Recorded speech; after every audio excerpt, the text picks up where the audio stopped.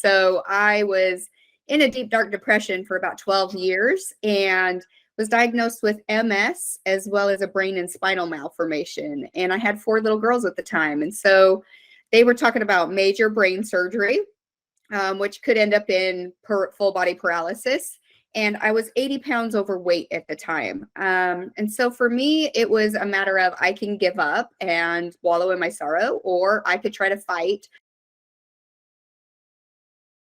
Sunny Lynn, great to have you here.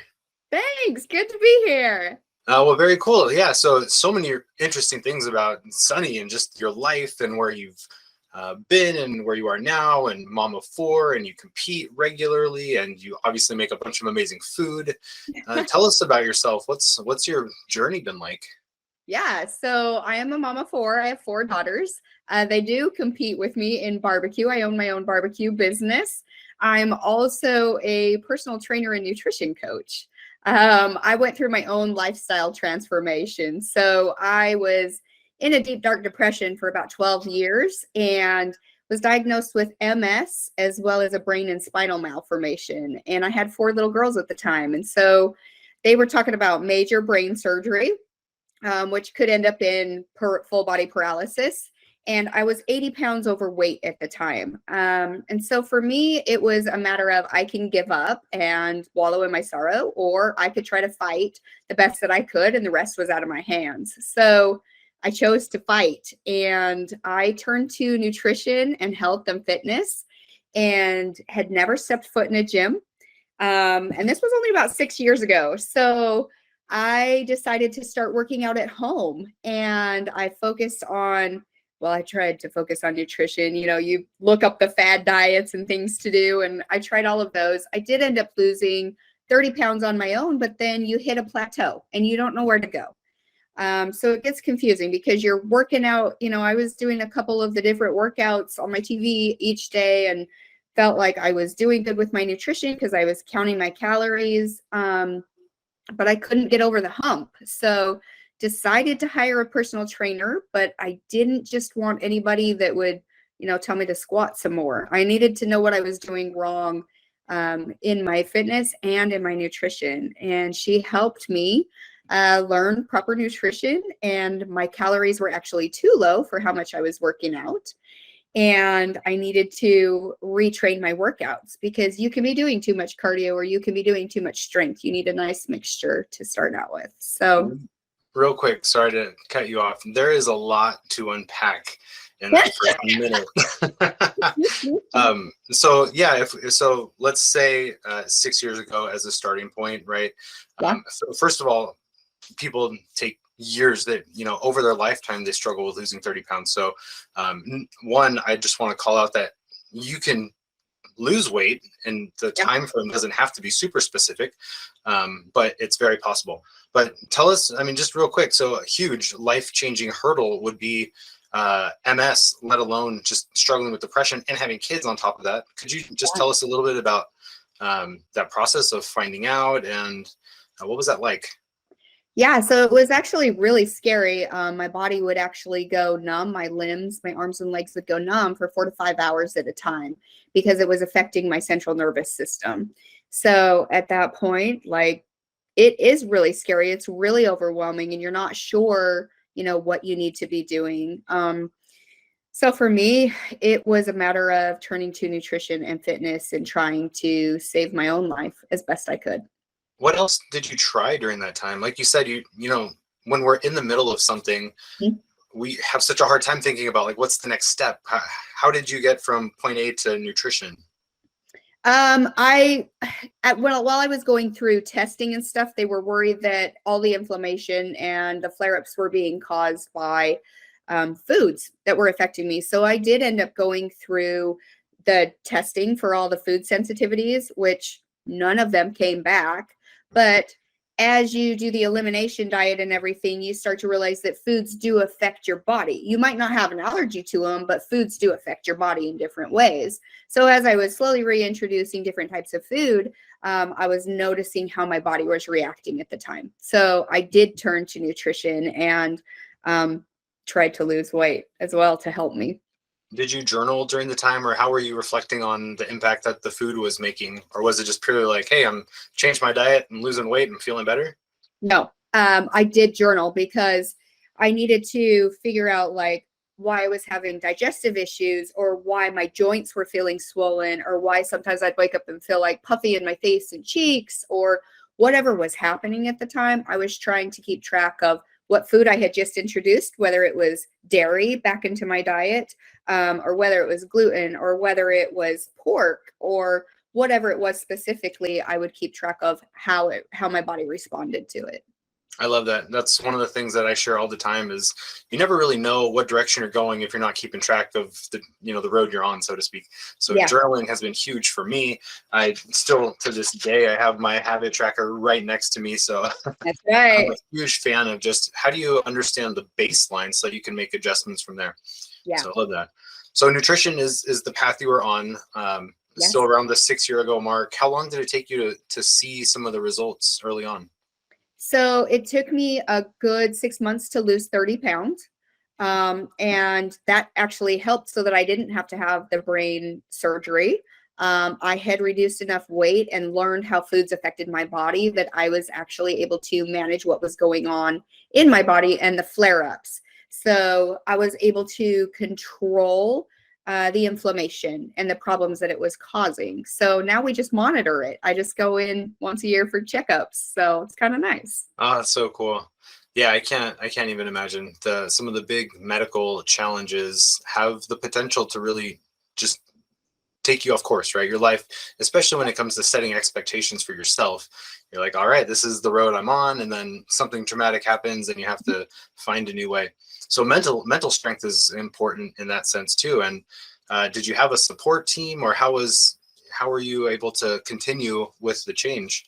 Yeah. So at first I didn't. I was just relying on me, and I kind of hibernated and turned inward, which a lot of us do because we think we're alone in the situation and nobody else goes through the similar situation, but that's not true. I mean, even though my symptoms can be different than yours, we're all still struggling emotionally and mentally with the same setbacks. So my personal trainer actually became my biggest support system. She would help me over the hurdles, whether it was foods or whether it was working out, because a lot of people, if you're overweight, you're scared to work out. You might not know all the exercises. You might not know the gym equipment. You might feel intimidated walking in there because you don't look like everybody else. I had all of those. And I sat there and bawled to her. And I was like, I don't belong here. I don't look like any of these people. I don't know what I'm doing. I don't know these machines. I don't know the exercises you're telling me to do. And she goes, Sunny, guess what? You're here for you. And you took this step to change. And now's the time to focus on you, not what's going on around you. And I was like, oh, that was kind of the first light bulb that happened in my head. And I worked with her for a good 6 months, and she was constantly just helping me overcome these little mental obstacles that we set in ourselves. Yeah. Could you give us a couple other examples of mental obstacles? And Yeah. a quick quote that comes to mind is comparison is the thief of all joy. Right. And I know that when I get in the gym, sometimes I'm just like, oh, look at that or this. And yeah, it really gets into your head. So how do you even just keep that from coming up? Or what are some of the other things that you did to overcome those in the inner self-talk, so to speak? Yeah, absolutely. So another one, I went and did a fitness competition. So I was only a few months into my journey when she started noticing drastic changes in my body. And they recommended, they're like, why don't you do a fitness competition? And I was like, yeah, no, no, I'm a mom. I'm trying to save my life. I'm not trying to get up on any stage. And so I went home and actually like laughed about it, and went back the next day, and I was like, okay, I'm actually going to do this as long as, I don't have to do steroids. My body's changing naturally. Like I can still do barbecue competitions because that was my outlet at the time. I needed something to keep my mind off of everything that was going on, because we can get so consumed with trying to lose weight or trying to focus on one thing that you need an outlet. You need to free your mind. You need to have fun, have a hobby, something. And barbecue competitions were mine. And so I needed to be able to continue to do those. And I needed food to taste good, because you always hear that it's like chicken, rice, and broccoli. And I'm like, not doing it. I'm not doing it. I won't survive. Hard pass. Hard pass. Yeah. So she was like, okay, let's do it. And I was like, oh crap, what did I just sign up for? Like, I can't believe I did this. I can't even imagine all the thoughts going into your mind. Not only just the process of working through it, but you're about to be on stage. Yeah. Then what? And in my mind, I'm still 80 pounds overweight. I'm a mom and I'm in my 30s going against all these 20-year-olds that have these perfect bodies, have never had kids, and they just get up on stage all glorious. And I'm like, yeah, no, this is not for me. Nope. I'm out. And I told her, I was like, I'm really intimidated. I'm really overwhelmed. And if I'm not ready to get up on that stage, like, I would prefer you to actually tell me we're not competing today, then let me get up on stage and make a fool of myself, because that's going to do more mental damage to me than good.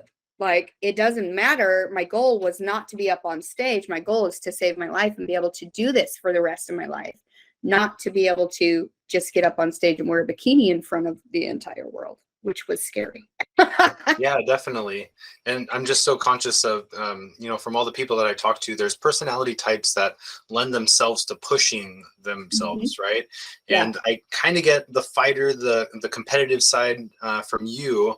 And how do you think that someone who maybe doesn't have that competitive side, would you recommend even something remotely close to this? Like, how do you think through the difference in even your clients, right, as you're a personal trainer? So I can honestly tell you that I wasn't always a fighter. I was complacent, and that's why I was lost in a deep, dark depression for a good 12 years. And I was like, I'm not worth it. I'm not. I was jealous. I was envious of all the amazing ladies out in the world, everything that they were doing. And I hid. I didn't want to be in family pictures. I didn't want to be out in public. I felt very uncomfortable in my clothes. Like, no, I wasn't always a fighter. It wasn't until I got that medical diagnosis and I had 4 little girls that I was like, oh, shoot. It was like a lightning bolt. But you don't always have to have a lightning bolt hit you in order to make that change. You have to find the desire within yourself and have a realistic plan to be able to achieve that. It doesn't mean that you have to go from 0 to 100 in a short amount of time. It just means that you have to take the first step on that staircase, and that staircase, you might not even see the top. But as long as you take the first step, you're working towards that goal. You said my favorite 4-letter word outside of food, which is plan. Yeah. How did you make a plan? What did your plan look like? So my plan, I decided that I was, again, going to turn towards fitness and nutrition. And so my plan was to research all the crazy diets that were out there. I mean, that's what I knew, because I was so scared to, tell anybody or ask for help or anything like that. I was like, I can do this. I'll figure it out. So my plan was to count calories, and I dropped them too low. I dropped them down to 1,200 calories. But then once, I got the help that I needed and reached out to somebody to help me, I did get the plan, and I asked a million questions. Now, that's a scary thing alone, is to go in and be like, I don't know. Like, to say you don't know something is very intimidating, especially when you're trying to achieve a goal. But you have to get over that fear of intimidation, because that person that you're asking for help, if they're a true teacher, they're willing to help you and they want to see you succeed. They're not going to belittle you or give you false information. They want to help you.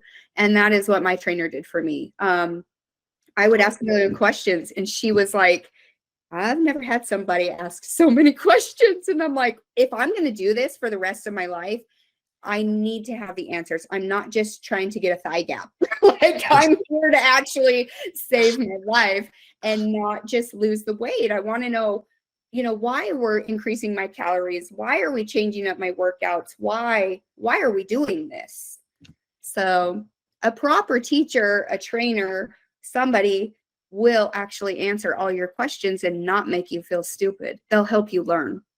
Is there a resource for someone who is maybe too scared at this moment to get a trainer? Where would you point them? honestly, I still like, you don't necessarily have to get a trainer, but start following reputable influencers. So, Andy Frisella from First Form, Ed Milet. You can follow me and you. I mean, just because we're real and we're human and stuff. I mean, they are too, but sometimes you feel like they're a celebrity and you can't reach out to them. But if you listen to those podcasts and you read their articles and things, they're going to help you start to feel empowered so that you can learn the proper, nutrition or proper little tips and tricks that can at least help you get started on your journey. And once you build up that confidence, you start to get the courage to ask more questions or to reach out. Like, I don't mind if people reach out. I love it. I love to help people because I've been helped so much. Now it's my turn to show the love. Let's do it. Yep, 100%. I'm the same way. Yeah. I talk a lot about, it's funny that social media, what you look at is called the feed, right? Yeah. So I talk about a social media diet and really cleaning out all the negative influences, all the people you're comparing yourself against, and then just being open-minded enough to follow people that you're willing to experiment with. Experiment's kind of a funny word, but yeah, really clean up your feed and get the cheesy pizza, French fry, nachos off your feed and start consuming more. And one of the things that I've noticed even is that over time, when I started just consuming something different, I would have conversations with friends and family, and I'd say, "Oh, hey, by the way, did you know?" Right? And they're like, "Oh, no, I didn't." And those are the little blocks that build on that self-esteem that enables you to get past that and get into the training stage, which I think is really crucial just from an accountability standpoint. Absolutely. It even goes back to motivation. So like if you start following positive motivational things, getting rid of the negativity, following positive motivational things, like you're going to become more positive and more motivated yourself. Because just like you and I, we've said these little quotes along the way, like those are motivation that helped you and I, and they can help somebody else too. Yeah, totally agree. I want to talk a little bit more about the plan because the plan has changed quite a bit over these years. How do you get dinner on the table? What does a daily plan look like for you? So as I was doing barbecue competitions at the same time as trying to lose weight, I realized that I could actually infuse flavor into my food using my grill. And it could still be healthy because everybody's going, barbecue and fitness nutrition, these don't go together. Actually, they do, but it's awesome. You took my next question. I get asked that all the time. They're like, you don't fit the barbecue mold. First of all, there's no barbecue mold because barbecue is just cooking over live fire. Like you can have a grill, you can have a fireplace, you can have a fire pit. I mean, anything. It's just infusing flavor into food. It's another heat source rather than your oven, your microwave, or your stove. So I learned that woods, the smoke from the woods or the charcoal actually give food a different flavor. And then using different rubs, different seasonings, different spices. Everything doesn't have to be heavy sugar. It doesn't have to have a heavy sauce, but you can create yummy, delicious food from the wood, from the smoke, from the seasonings that you're using. And you can make healthy swaps, such as swapping out, a lot of people want to soak it in butter. Swap it out for olive oil. I mean, it's better for you. Use avocados, as a mash on top instead of a sauce. There are so many different healthy little swaps that you can do. That make food flavorful. That's awesome. I love it. And I'm going to ask you the question that I probably get asked the most, which is how do you keep your chicken from drying out? I actually soak mine in pickle juice. Ooh, pickle juice. I do. I brine it in pickle juice. So I'll brine it overnight in pickle juice and then I'll season it up. I make my own seasonings and rubs. I do have some that I use commercially as well. And then I grill it. But when I'm grilling it, I always grill my chicken. I love the flavor that I can use from the different woods again. And I have different grills that I use too that'll create different flavors. But I will pull it. This is going to sound crazy to people, but if it's a chicken breast, I will actually pull it when it's at 157. Yeah, that's a very specific number. But I use a thermopan Mhm. a meat thermometer, and I pull it at 157. And the reason being is when I pull it off, I'm going to let it sit covered with tinfoil and let it rest before I cut into it, because I want all those juices to absorb back into the meat before cutting it. Because if you cut it, I mean, think about it. Like if you went to the gym and you pumped up your muscles and you were to cut into it right after, everybody's like, you're swole. If you were to cut into it right after, it's going to all just, all the fluid's going to come out. But you have to let it reabsorb and build, and that's how you're building your muscles. Same thing with meat. You've got to let it rest so that it can reabsorb all of those juices that it just released from the heat. So let it reabsorb for about 5 to 10 minutes, and then I'll cut into it. During that time that it's resting, it's actually rising to the safe temperature of 165. So it's going to finish cooking during that time, and you're not going to lose all the moisture, because if you take it at 165 and then you let it rest, then you've dried it out. Yep, you've overshot it. Mhm. I love it. That's great stuff. I wanted to ask a little bit. So calorie counting is something that comes up quite a bit, as well as things like portion control and planning meals and whatnot. So my question about getting food on the table, I am still kind of curious about your day, but how do you, if you still calorie count, how do you work that into your day and or feed your family based on the macros or the calories that you're trying to intake? Yeah, so I have actually done both. I've done macros and I've done calories, and I teach both when I take on clients, depending on what works for their lifestyle. I'm just in a maintenance phase. I'm not trying to do anything, but when I'm trying to lose a little bit of weight, I tend to go to macros. It's just easier for me. But if you're going to go to calories, that's fine too. I will actually meal prep. Here we go. It's just easy. It keeps things so easy. And I can honestly tell you that I still meal prep, even though I'm in maintenance mode. Like I still meal prep because I'm a busy mom. I've got kids that have activities all throughout the week. I'm traveling, teaching barbecue classes. I don't have time to cook every single meal. So if I can take 2 hours, 3 hours, on a Saturday or a Sunday, or when I'm home during the week, I do all of mine on the grill. It's super easy. I can do my vegetables on the grill. I can do my potatoes on the grill. Yes, I do eat potatoes. I don't eliminate any food groups.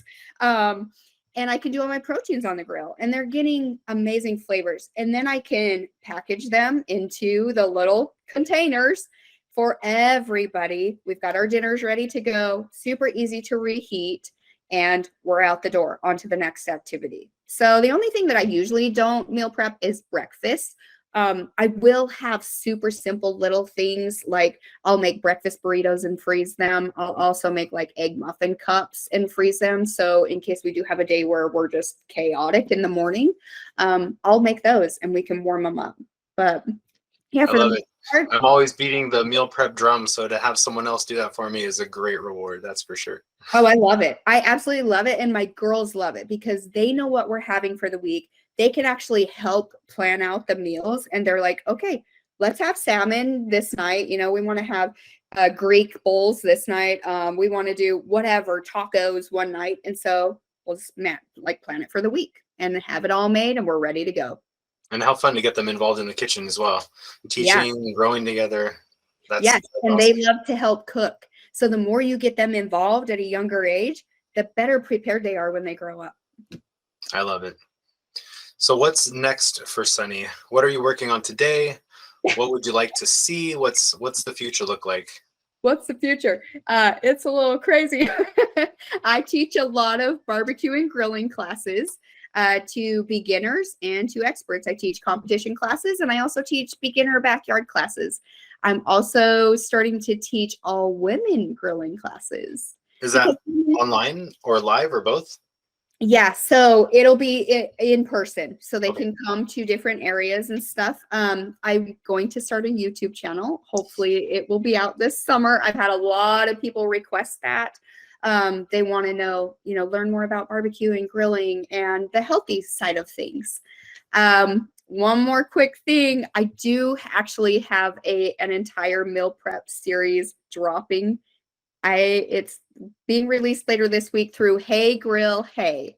So awesome. My good friend, Susie Bullock, we went and filmed together, and she had me teach 5 meals on the grill. So I made all 5 meals. It's meal prep, super simple for families to create, all done on the grill. It's going to take you like 2 hours. You get all of the recipes. So check it out, because that's going to be dropping soon, and you can purchase that through her website, and it'll just help you. It's going to be fun. So I have a lot in the works right now. I'm excited, but yeah, it's cool. I will definitely pick that up, and I definitely think I need to come out and do a meal prep series with you as well. Oh my gosh, that would be awesome. That would be so fun. And you're not too far away from me. You're in Tennessee, right? I'm in Nashville. Yeah. Okay. All right. That's a drive for me. Not a big deal. We can make it work. We'll make it work for sure. But you're busy. We got to figure that out. We got to figure that out. It'll be fun. All right, cool. Well, just as we wrap up, any tools or tips or tricks that you'd want to leave us with? Ooh, a meat thermometer is great. Even if you're cooking indoors, meat thermometer, because if you don't want to dry out any of your meats, whether it's chicken or fish or beef or anything, overcook your steaks, meat thermometer for sure. And tips, get good quality containers for meal prepping, because it just saves you time. You can find all the lids, like everything matches, and it's easy to just put in your refrigerator. So I love good quality, like meal prep kits. I love it. And are you taking on clients for training? I am, but I've always been very specific, because I only take on 5 at a time. I individualize every single meal plan and workout plan to the person, because no two people are alike. And so it needs to fit your lifestyle, or you're not going to stick with it. So even if I'm currently full, you can request to be put on my waiting list. And as positions open up, I'll reach out. Awesome. Is that on your website, or where's the best way to do that? Yeah, Instagram or on Facebook. I have a little link. There's a website that you can go to, and then you can click to request it, or you can just private message me. That's fine too. Awesome. I love it. This has been super helpful. I hope that we all leave encouraged. I hope we're inspired. Follow Sunny online, obviously. Follow Meal Prep Mondays online. And yeah, clean up that feed. Get on that social media diet. Yeah, absolutely. Well, thank you so much, Sunny. Thank and we'll you. See you online. Okay.